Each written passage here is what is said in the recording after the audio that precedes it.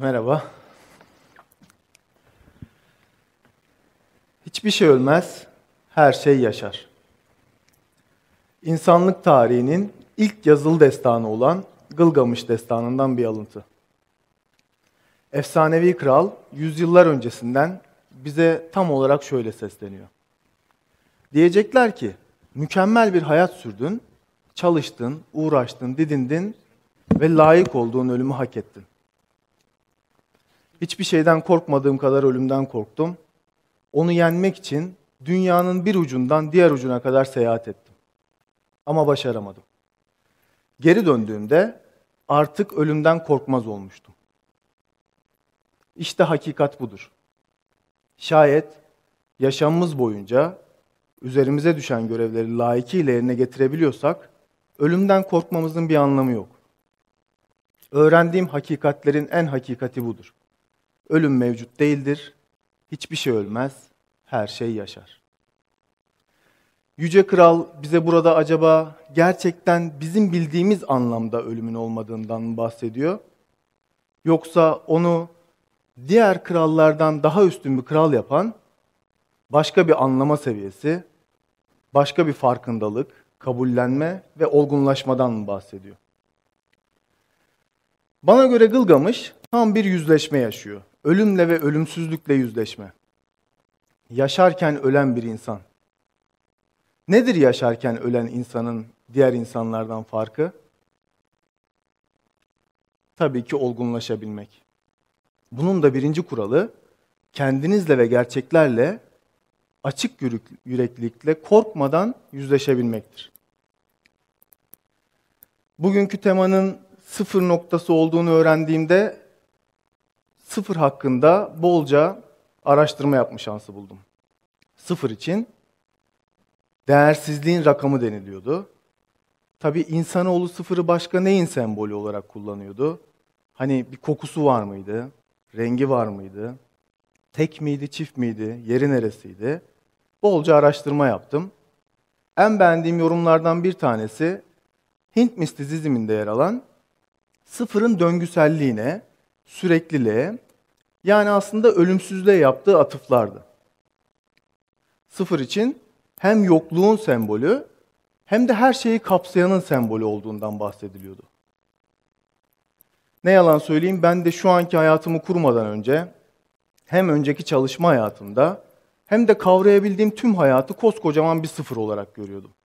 Ancak değersiz bir sıfır. Ta ki bir gün tüm korkularımla yüzleşip ölümün dahi ötesine geçebileceğime inanana kadar. Size de bugün biraz bu maceranın parça parça bölümlerinden bahsetmeye çalışacağım. Üniversite yıllarım dahil finans sektöründe tam bir beyaz yakalı olarak çalışıyordum. Maaşım vardı, tatillerim belliydi.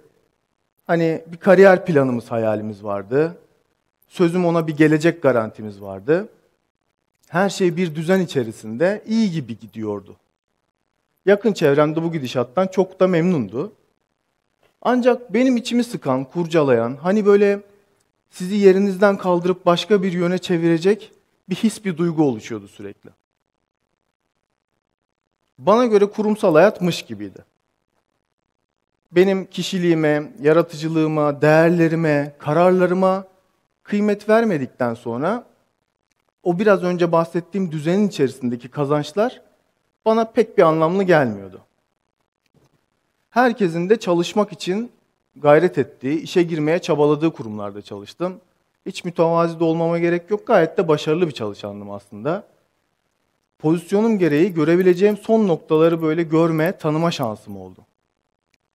Hani bize kurdurulan o hayallerin gerçek örneklerini gördüğümde o insanların çektiği sağlık problemi, ailevi problemler, mutsuzluklar, yaşantılar, oralara şahit olduğumda bende bir gelecek kaygısı oluşmaya başladı. Hani zaten ömrümüzün bir kısmını buraya vermiştik, birçok kısmını daha da vermeye hazırlanıyorduk. O son beni mutlu etmeyecekti. Ve işten ayrılma kararı verdim 2-3 defa. Tabii bu zor bir karar. Özellikle mecburiyeti olan insanlar için çok daha zor bir karar. İlk önce sizin yakın çevreniz sizi koruma duygusuyla, sizi çok sevdikleri için tamamen iyi niyetli duygularla sizin o konfor alanınızı bozmamanızı, elinizdekileri kaybetmemenizi istiyorlar. Ve sizin verdiğiniz bu kararı uygulamak çok daha da zorlaşıyor aslında.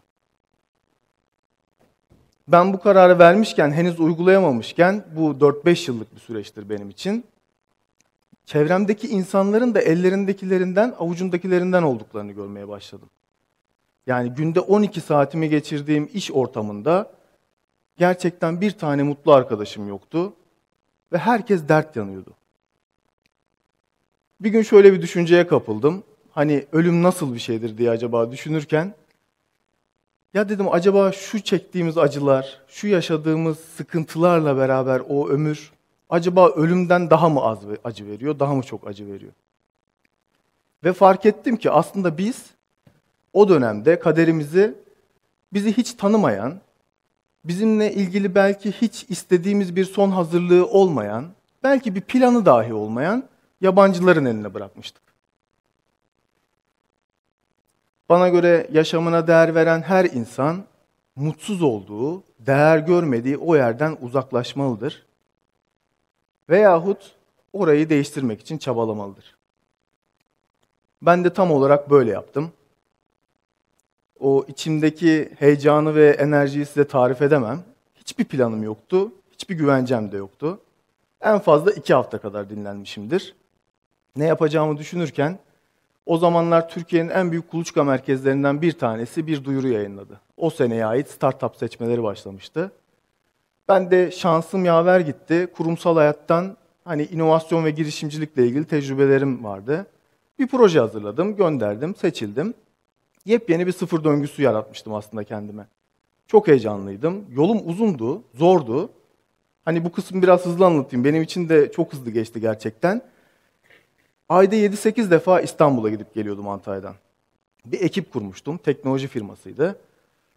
İlgili sektörün ilk 4 firmasıyla ön görüşmeler başlanmıştı. Bütçelerimiz oluşmuştu.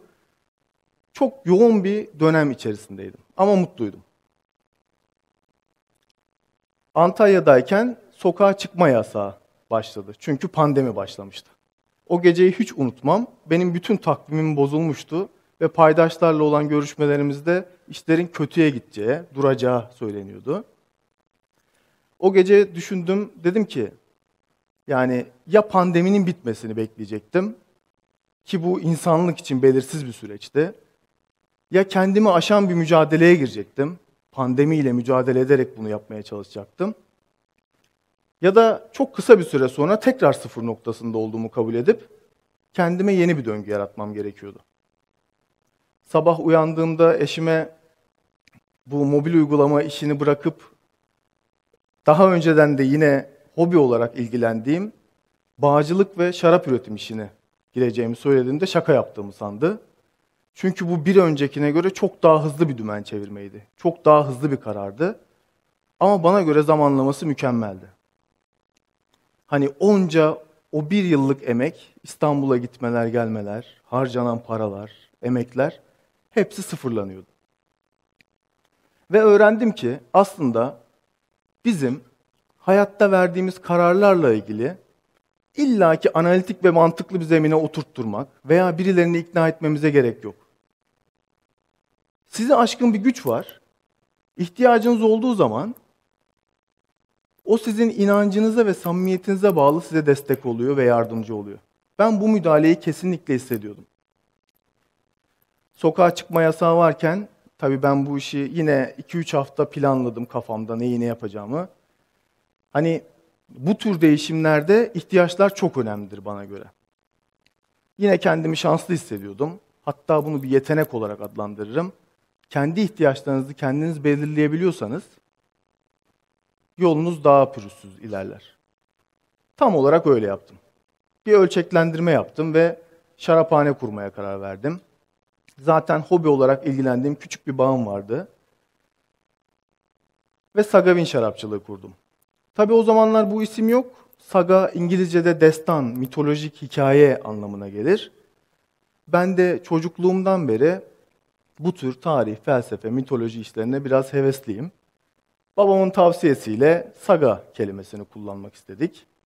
Ve yine biliyorum ki Anadolu, bizim kültürümüz, bu topraklar tarih boyunca üzüme ve şaraba hep ev sahipliği yapmıştır.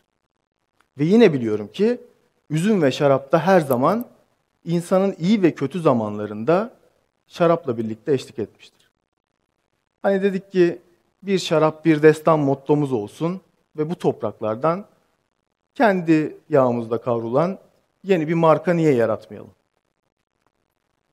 Ölçeklendirme benim her zaman en büyük gücüm olmuştu. Bizimkisi böyle çok sermaye isteyen, kendimizi güvence altına aldığımız, arkamızda başka güçlerin olduğu bir iş değildi. Tam tersi emek yoğun bir iş. Hiç çalışanımız yok. Bu işi yaparken yani yeri geldi boya yaptım, yeri geldi çatı tamir ettim, yeri geldi arkadaşlarımla duvar ördük, yeri geldi kuzenlerimle saat gecelere 2'lere 3'lere kadar çalıştık ve bir şekilde bunu hayata geçirdik. En çok nerede zorlandın derseniz, bu işe karar verdiğimde ve yaparken dünyanın bir yarısı bana bu işin neden olmayacağını anlatıyordu.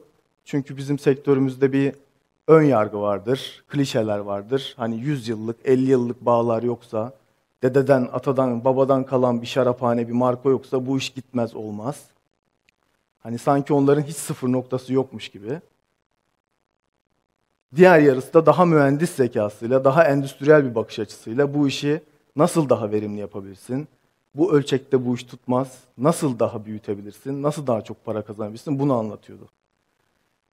Gerçekten en çok bu görüşleri dinlerken zorlandım. Çünkü benim tek bir stratejim vardı. Elimdeki imkanlarla en iyi şarabı sunabilmek.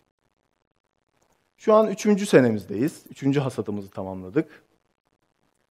Yine alışık olmadığım bir sektörde aslında bir dünyada çok da alışık olduğum polemiklerle yaşıyorum.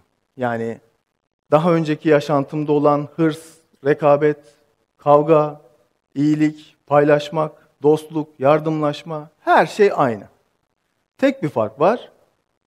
Ben istemediğim hiçbir şeye maruz kalmak zorunda değilim artık. Ve biliyorum ki insanı ölümsüz kılacak şey onun bu dünyaya bırakacağı eserdir. Ve bu eser de onun yaşamı ve karakteridir. Ve bu yüzden bu da bizim elimizde olduğu için hiçbir zaman sıfır noktası yaratmaktan ve sıfıra ulaşmaktan korkmuyorum. Ben de Gılgamış gibi hiçbir şey ölmez, her şey yaşar diyorum.